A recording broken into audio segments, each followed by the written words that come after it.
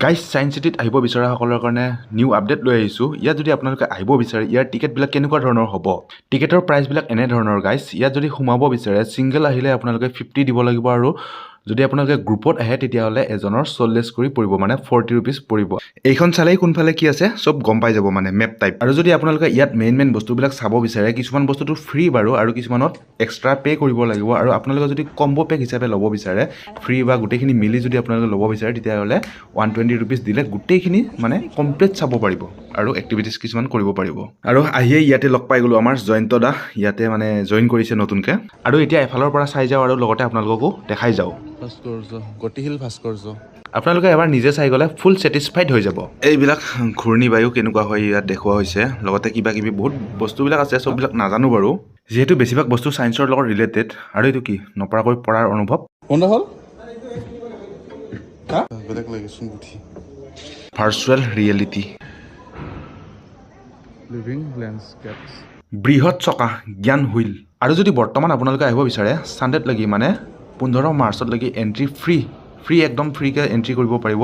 তাৰপিছত কেইদিনমান বন্ধ থাকি 1 এপ্ৰিল 2026 পৰা আপোনালোকে টিকট কাটি ধুনীয়াকৈ চাব পাৰিব। ডিজিটেল এডভেঞ্চাৰ তাকে আপোনালোকে গ'লে অট'মেটিক খুলি যাব। খুলি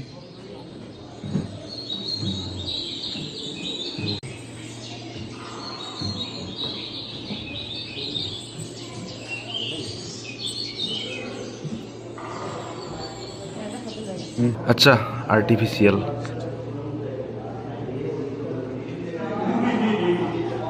কাজিৰঙা এডভেঞ্চাৰ এক্সপিৰিয়েঞ্চ ফ্লাইং। আচ্ছা আচ্ছা, বন্ধ আছে বৰ্তমান। প্ৰজেক্টৰচোন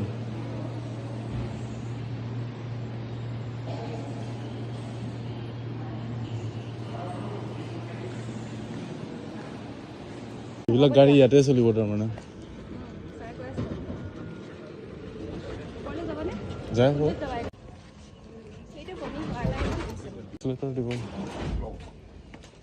স্বৰ্গত উঠো নেকি? স্বৰ্গলৈ উঠি যাওঁ।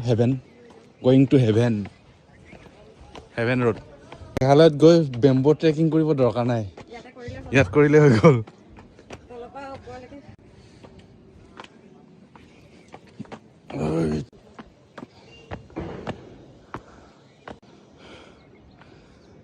ইয়াৰ পৰা ভিউটো মানিব লাগিব গাইছ। ইয়াত একেলগে চবখিনি নাই বাৰু, প্ৰায় 3-4টামান বিল্ডিং আছে এক্সট্ৰা মানে। ইয়াৰ পৰা এটা বাকী বাট ভিউ, মজা ভিউ এটা আছে ইয়াৰ পৰা।